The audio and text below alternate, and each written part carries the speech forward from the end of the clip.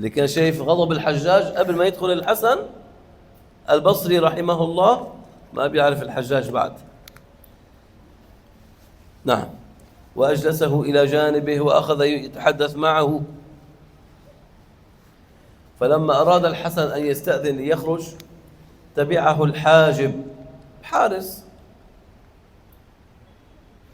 قال والله إن الحجاج دعاك لغير هذا الأمر، ما جابك ليطيبك ويكرمك دعاك لغير هذا الأمر، فبالله عليك ماذا قلت؟ لاحظ تمتمت شفاه وهو يدخل، بالله عليك ماذا قلت؟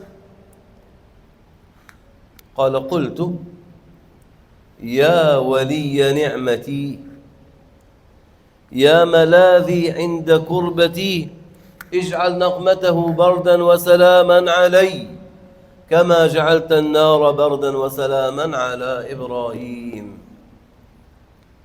هذا اليقين برب العالمين. إن كنا نؤمن حقا بأن الله تعالى جعل النار بردا وسلاما على إبراهيم، فما الذي يمنع أن الله عز وجل يمنع أن يحول القلب اللي ملئ جمرة نار أنه يهدئه؟ سبحان الله. هذا يقين الحسن البصري برب عز وجل.